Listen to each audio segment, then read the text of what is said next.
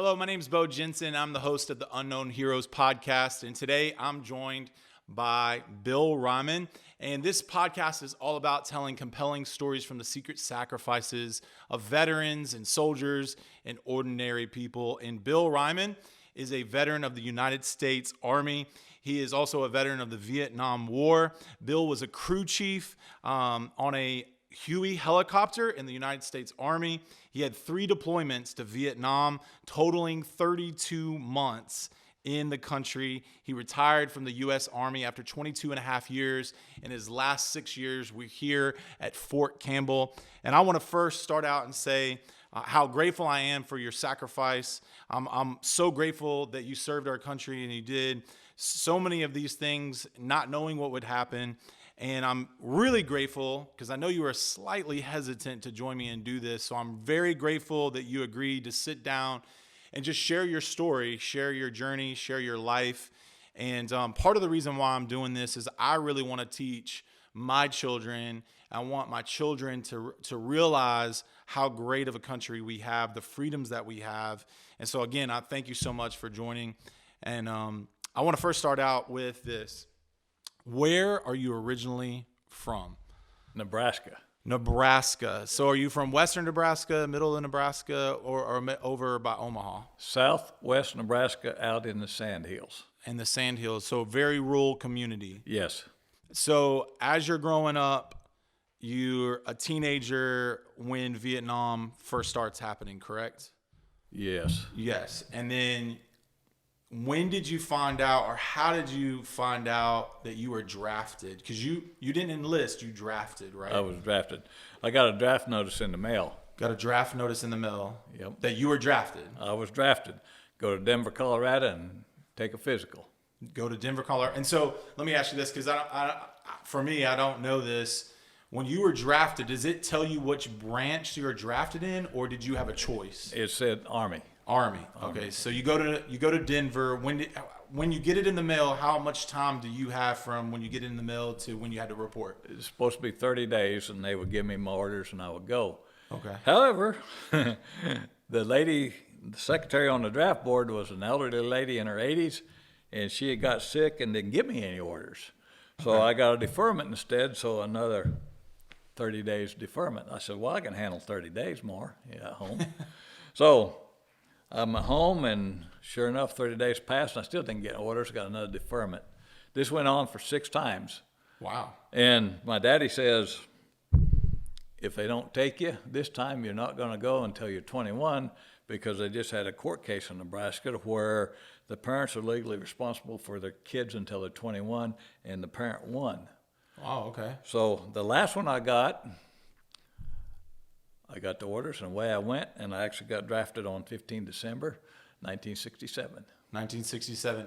So let me ask you this. When you got drafted, what was the first thought that went through your mind when you got that notice in the mail? Going to Vietnam. You knew no matter what, you were headed there. Yes. Before I even graduated high school, there was really no doubt I was going to go to Vietnam in my own mind. Okay. And the Sandhills where I grew up was a daily thing. Mama, the snake, and she'd come out with her hoe and kill a snake.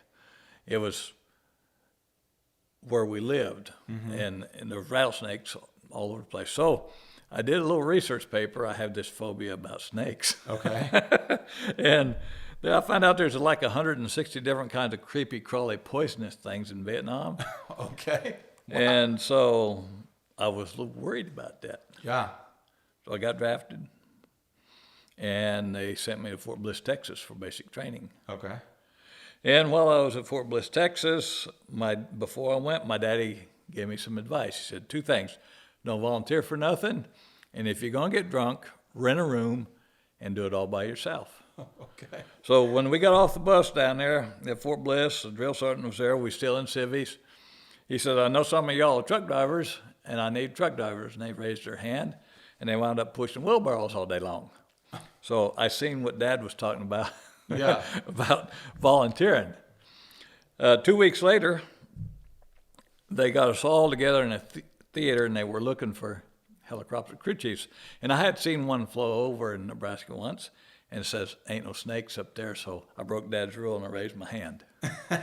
And that's how I got started being a crew chief. I went from being a draftee, 2 weeks later I was an RA, which means I signed up now. Okay. And that's how I got started. So when you got drafted, you hear about this opportunity to get on a aircraft to get off the ground and away from how many poisonous creatures? 160 different kinds of creepy, crawly, poisonous things. Gotcha. So let me ask you this: when you are at Fort Bliss and you volunteer for that, is that a certain time commitment that you volunteered for? Oh yeah, a draftee for 2 years. Okay. And when I signed that paper and said I'm going to go be a helicopter crew chief, I had to sign up for another year, so I committed me to 3 years. Okay. So. Yeah. Now, in that moment, and you were how old when you were drafted? 19. 19 years old. So you had a little bit of time after high school, and then 3 months. 3 months. Okay. So you graduated high school. 3 months later, you're drafted. Yeah. The reason I was 19 is because when I was in the 5th grade, I had to do it twice. Okay. I had a ruptured appendix. Oh, and wow. Back in the 50s, you normally just died from that. Wow. I was in the hospital 3 months. The school year was 8 months long out in the sand hills because you had to go help with the harvest, right? Yeah. And so I was 3 months in the hospital, and the folks said 5 months of school's not enough. You got to do it again. So that's consequently I made me a year older. Instead of being 18, I was 19. Okay, gotcha. That's how I got there. So 3 months after high school, you're drafted. Yep. And then you get to Fort Bliss and you volunteer. Now, at that time, were you thinking, I'm going to spend 22 and a half years in the Army? Oh, no, huh? No. Okay. Because you were just, hey, I'm volunteering. This is hopefully short term, right? Yep. Did you think that Vietnam at that time would be a short term? I mean, Vietnam conflict was pretty long conflict, but did you think by the time you were going in, it would be a short tour or a short time? I was thinking I'm going to go serve my year. Okay. That's what I was thinking. Okay. And I'm going to do it in the air in a helicopter. Right. All right. So let's fast forward, okay, a little bit. So you get drafted. You're at Fort Bliss. Now you are deployed. Now, where did you get deployed out of? Like, who were you at? Like, here at Fort Campbell, they're attached to Fort Campbell when they get deployed to Iraq. But where were you? I took basic training in Fort Bliss, Texas. Okay. Then you go to AIT, Advanced Infantry Training, individual training. I went to Fort Eustis, Virginia. Okay. And I went through helicopter school there, and door gunner school. And then I went home on leave and went to Vietnam from there and left from California. Left from California. Yeah. Okay. I had orders to go out there. Okay. But we kind of overstepped a couple of things, if you want to talk about them. Okay, what did we overstep? Well, what did I miss? You see, way back when in high school, when you had the dance, in the gym, you had the girls on one side and the boys on the other side, and they was playing the music, nobody dancing. Yeah. A couple of them went out to dance, so I went and asked this young lady to dance. She laughed in my face, so I left. Okay. I decided dancing wasn't the thing to do, and girls weren't important. Okay. So I went and did my business, took care of everything else, got drafted in the Army, and I come home on leave, and my younger sister says, "You're not dating anybody." Well, she thought that was probably important because my dad was the only one out of 4 brothers that got married. All the other 3 are bachelors, right? So I was on that road, she thought. So she lined me up. She said, "You're going to do a blind date. Don't do that. This girl was her best friend from the year behind me in high school, right?" Mm-hmm. So I knew who she was, and we went out and had a date and had a good time. And I asked her to go out again the next day. So she wanted to make sure I would take her home when it was time to go, because I thought she lived just down the block from my granddad's house in that little town at Stratton, Nebraska. Well, she didn't. She lived way out in the country. And so I took her home, and I asked her out, and she said yes. So the next day I go driving out there, and sure enough, I can't find where she lives. So I stopped at the farmhouse up there, and this old gentleman comes out and knocks on the... He says, "What can I do for you?" He says, "I'm looking for Judy Cole. Do you know where I can find her?" "Yeah, you go back down this road here, and there's a gate there. You make a left and go back around the canyon. There she is." So that's how that all started, right? So we had a good time. We dated and everything, and then I went on to Vietnam. Okay. And we corresponded and all this and that and so forth. And Now, when you corresponded, that's letters, correct? oh yeah, and cards. There was no what they have these days. What do you Right. call them on the you can't see nobody on your Right. computer. There wasn't no computers. So you're mailing letters, cards back and forth. Yeah, but I did call her one time. Oh, okay. You stood in this line. You finally got on the phone, and I think it's called Mars. I don't remember the name of it, but he said hello and over, and then it transferred radio waves all the way to California. Then they dialed from California to the number, and then when she answered and talked to me, she had to say hello over, and back and forth went.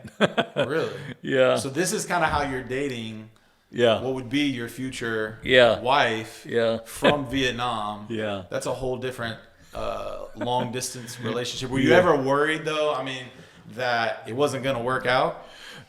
No, see, remember my bad experience about the high school dance, right? Yeah. So I actually wrote her in a great big fancy card, asked her to marry me on this card, right? Okay. While you're in Vietnam. While I was in Vietnam, it was Wow. in 1967, I asked her. Wow. And so, and she still has it in writing. Wow. That's pretty cool. But anyhow, I got sent to Vietnam, and I spent 12 months there, and time went snap. It was quick. I was very busy, and I wasn't ready to go home yet. Okay. So I signed the paper, and for 6 more months, that means I get 30 days free at home on leave. So I go back home, and this is in '68 now. Okay. And I got back home, and we dated some more, and we wanted to make sure that's what we really wanted to do, get married. The folks were all expecting us to get married, but we didn't. I was home about 2 weeks before we actually decided we were going to get married. Then we gave the parents only about 7 days to get ready for the wedding. And so we got married. 7 days later, I was back in Vietnam again. Wow. So you did 12 months, come back, you volunteer for 6 more months, Yeah. but you come back home for 30 days. Yep. Within those 30 days, Got married. you got married Yeah. to Judy Cole, who's Yep. now your wife, Judy Reiman. Yep. How long y'all been married? Oh, 52 years, a little over. 52 years. That's Yes, pretty sir. incredible. Congratulations Thank you. to you guys. Let's maybe go back to, okay, you arrive in Vietnam for the first time in 1968, right? 67. 67. September of 67. Okay, and in 68 is the Tet Offense. Yes. Okay, let me ask you this: when you get to Vietnam, what is your first thought? What are you experiencing? I mean, you get there. What's happening? The first thing I did was open the door on the Freedom Bird, the airplane, and the heat hit me. Oh my, it's hot, nasty. And then the next thing was a god-awful stench. It stunk. It really, really stunk. And so it stunk the whole time while you were there, or just that Well, one experience? I think I probably got used to it because after that I didn't really smell it so much anymore. Okay. But then I was at the replacement station while they decided where they were going to send me. And my first duty in Vietnam, right? They gave me a 12-gauge shotgun and 5 shells. Told me to go guard the back door of the payroll. And they would court-martial me if I shot anybody. Wow. So I'm thinking, why'd they even give me a gun? Yeah. But anyway, that was my first duty. That was your first duty. Very first duty. How long from then did you actually get on a helicopter and actually do what you were trained to do? I was there one day, and the next day they flew me down to my unit. Okay. And then I started as a maintenance in the hangar, Okay. working on helicopters. Okay.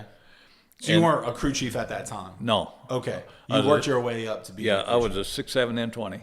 Okay. And I was also a private E2. Okay. They weren't supposed to be any private E2 sent to Vietnam, supposed to be private E3s. Okay. But anyway, I went and I worked on helicopters, and I worked on the helicopters for about 3 months. Okay. And then I started crewing, Okay. flying. So 3 months in, you're flying. Yeah. Or you start. Do you remember your first time on a bird? Was that first experience on the aircraft, the helicopter? Did you engage with the enemy that first time, or did it take a couple times? Well, we had flown sometimes because you got to fly and learn the ropes a little bit. Mm-hmm. And so it wasn't too long, but we flew into a free fire zone where the bad guys owned the ground. And I remember there was 2 of them down on the ground, and so I shot them both. Wow. And that's how I got started with that. And it went on from there. So I don't think you ever forget shooting somebody. But then there's more stories about shooting and stuff. It was another one in a free fire zone later on. Can you explain what a free fire zone is? A free fire zone is an area on the map. They draw an area on the map, and that area is controlled by all bad guys. There's no good guys in the area. So if you see anybody, you're free to shoot them. Gotcha. So you don't need permission from Anybody. an officer or anybody. No, you can engage the enemy at any but, time. But the officer always told you to shoot. Okay. Okay. So did the officer tell you in that first? Told me to shoot. Yeah, so I shot. So what was going through your mind? Did you? Well, I want to shoot them before they shoot me. Okay. That was what the thing. Yeah. But another time was really bad. There was a sampan going down there. A sampan's a boat, and it was loaded with women and kids. And one old papa son driving it, and I think there was 17 souls on board. Okay. And so my pilot told me, shoot around the boat, but don't shoot the boat. I said, okay. I had been shooting. I was good 10 days. So I shot around the boat, and the boat zigzagged. He said, well, they're trying to get away from you. So I'm thinking, well, if somebody was shooting me, I'd zigzag and get away too. Yeah. So then he told me to sink the boat, but don't shoot nobody. So I did. And when I hit that boat, it like blew us out of the sky. It was carrying munitions and had women and kids on it so that nobody would shoot at it. So that one wore on me a lot too. Now, we at the church, we went through that with Pastor Lanham. You remember him? I do. And so we went through that, and because that was worrying me a whole lot. Yeah. And so we talked to the Lord. We went through that, and He explained it to me. So I got through all that. That's after the fact when I got back after all these years. Now, you weren't a Christian in Vietnam. Oh no, shoot! No, I wasn't. And that brings another thought to my mind. When things get really bad, right? I try to make a deal with God, right? God, if you just get me out of this, I'll do this, right? Well, God brought me home, but it wasn't no deals that I was making with Him. He was answering the prayers of the saints that were praying for me I didn't even know about, see? Yeah. Yeah, because all the things that happened to me, I shouldn't even be here sitting and talk to you. One of the ones that reminded me, I've probably told you a story in the past, was Cobra gunship. I was on test flight, right? This is my second tour. It's not this one. Okay. We was out flying on test flight, and I was a TI at this time, and which is a tech inspector to make sure the helicopter is safe to fly. Sure. And he did a cyclic climb, and at 7,500 feet, it quit flying up, and you're supposed to lay it over on the side or push the tail around, and he didn't. He pushed the nose over. And you're not supposed to do that. That's normally where you die. But we didn't. It unloaded the main rotor hub, the 48-foot blades. The tail rotor was positive, and it flipped us upside down. So we're 7,500 feet upside down, falling out of the sky. Wow. And we fell clear down there, and when we got below 1,000 feet, the nose come down, and we started to fly again. Wow. So that is one the good Lord took me out of, see? Yeah. And that was what Brother Lanham used to tell me also. Lord ain't done with you yet. Right. But I didn't know it. Yeah. For those of you that are listening, watching this, I've known, we were actually discussing this off camera, off the audio, that we've known each other since I think we've known each other since '86. I don't know if 86. I was 4 or 5 years old at the time. Yeah. And then how I got to know you is through church, through growing up in the church, but also the opportunity to come work on your farm. And that's kind of where I got to hear some of these stories that you would tell. And we would be doing, I don't know, fencing or building your shop or whatever it was on the farm. And I don't think at the time I appreciated some of the stories that you told, because I was a young teenager and I'm working, for whatever money or whatever it is that I owe you. I know I owed you a few times for certain things, so I appreciate you helping me out. But I remember you telling these stories, and as I was thinking about this podcast, I thought this idea of interviewing veterans and hearing about their secret sacrifices and their commitment to doing things that really most people don't know about. If you run into some of these guys around Clarksville, Tennessee, you just don't know who and what they have done in their past. And as I was a young teenager hearing these stories, and as I've grown up and had children, I've thought, man, these stories need to be told. These stories need to be passed down to other generations. And so I love stories. I'm a storyteller myself. But I can remember as a kid, as a teenager, you were telling me stories, and they just captured my attention. I just thought, man, this is so incredible, the things you've done. And then I remember a story you told one time about when you were in Vietnam, because you said you try to focus on the positive and the funny stuff that happened in Vietnam. And so I remember a story you told about you woke up in the middle of the night and you heard a crazy screaming. Do you remember this story that you would tell? Yeah, the guy's name, he was a observer on a Little Bird, OH-6, and we called him Crank. His name, his nickname was Crank, right? Uh-huh. And we were back at base camp, and it was in the middle of the night, and all of a sudden we heard this screaming, and it was dark outside, and we went down and to the latrine, and that's where the noise was coming from. We went inside to shine a light there, and there's Crank doing up there, and he was standing up there doing like this, and what the heck's he doing? And he went and sat on the latrine, right? Uh-huh. And a big old rat had reached up and grabbed a hold of him and wouldn't turn him loose. I remember this story. So basically, a rat is on his private part. Amen. And you come out, y'all are like trying to figure out what's going on. Yeah. Did he get, I assume he got the rat off. Well, yeah, after a while he got the rat off and he had to do the rabies shots and all that mess. It was terrible, yeah. That is terrible, my goodness. People can't imagine what a latrine is, but it's just like an outhouse where I grew up. Yeah. Except it don't have a hole. It's got 1/3 of 55-gallon drums down there with diesel fuel in them, and that's what you sit down and do your business on. My goodness. And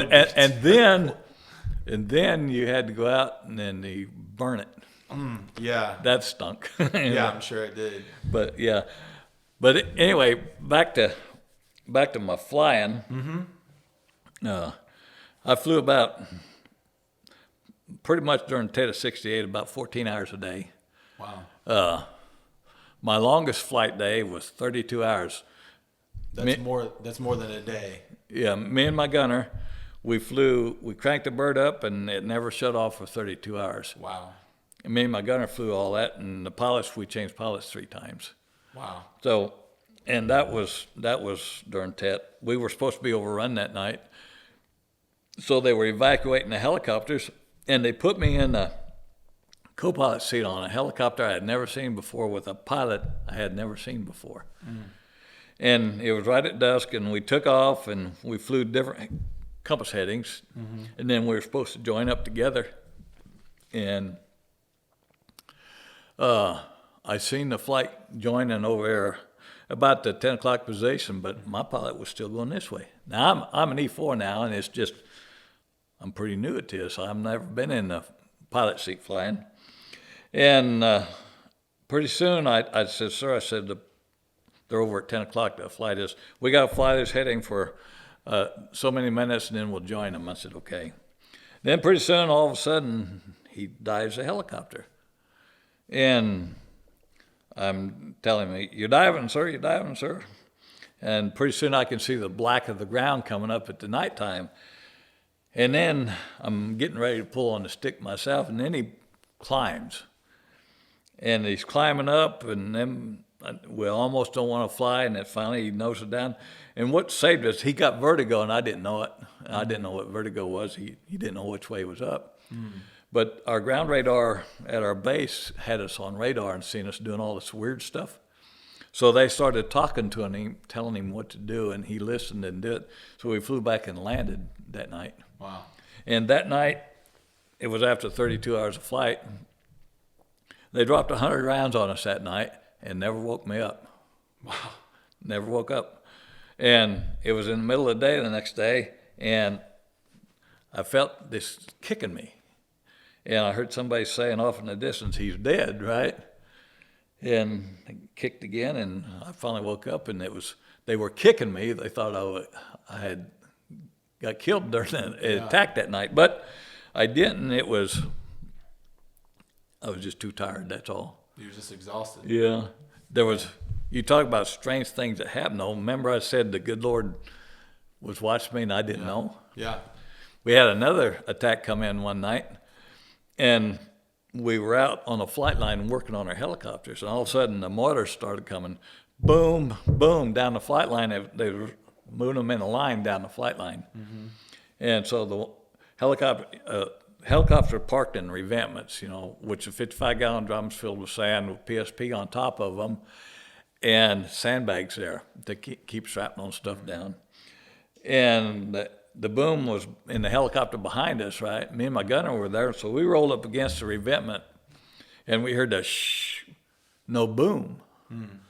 And then a boom up by the next revetment and so on. And then when it was over, we got our lights out and we started looking for damage. And the barrel between my feet and where my gunner's head was where that the round landed in that barrel and didn't go off. Wow. See, so that was a sigh, Yeah. Strange things. Yeah. Now, on your first deployment, you received the Purple Heart, correct? Yeah, I did. I got shot on the 23rd of December, 1968. I got shot in my right knee. Right knee. Yeah. And it was from a tracer round? It was a tracer round, yeah. What had happened was we were out flying, and I don't know how to say this. At that time, in my mind, it was a bad day. We'd been flying all day long. We hadn't shot nobody, and nobody shot us. So in my mind, it was a bad day. In reality, that was a good day, Right. But my mindset at that time was. And we were just coming back to base, and we got a phone call, or a radio call, I'm sorry, telling us that there's thousands of sampans at this canal, and they give us the coordinates. So we went over flew over there. We got them calls before, and there was always nothing, just a few. But we went over there, and sure enough, there was thousands of sampans. Wow. So we got permission to fire on the sampans. There was no village, no nothing, just sampans. Sampans are the boats, right? So the lead pilot, he makes a run at the biggest sampan at the little junction, and he's shooting it, and he drew a real heavy fire. And in my mind, my pilot made a mistake because he made the same run, same altitude, same everything. And when the co-pilot pulled the gun to shoot the miniguns, they didn't shoot.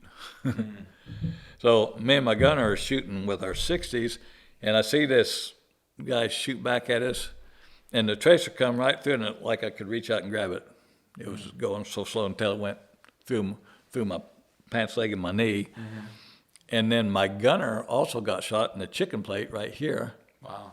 And I called fire, and the pilot broke over, and he hit a tree and mashed the nose of a helicopter back in and broke out the windshield. So we flew back. Now, this gunner that I had wasn't my regular gunner. My regular gunner was on his birthday, and he was I was very upset with him because my guns didn't shoot. That was his primary function. So we got back to base, and they went in and they dug the pieces out of my leg, and my leg looks like they took a pepper shaker and the little pieces of phosphate or whatever was covered my whole leg up. It looked like somebody took a pepper shaker and peppered it. But anyway, so I was pretty good to go, and I didn't really think I got shot much. So it went right through. Yeah, and it didn't hurt at that time. Right. So you really you have this trace around go right through. You get bandaged up, and you're really back out there. yeah, we went back out. What we did was they decided that it was bad guys serious out there, so they took our whole gun platoon, all of our guns, nine birds, and our sister unit's 9 birds, and they went out and made a daisy chain and sank those sampans. But it was dark, so we were doing a daisy thing soon. So I don't know if we shot anybody or not, but I know we shot the boats. That's interesting. All right. Well, I know you brought some pictures with you, and I'd like to get to those in just a second and talk through them. But we're going to take just a quick break, and we'll be right back. Okay.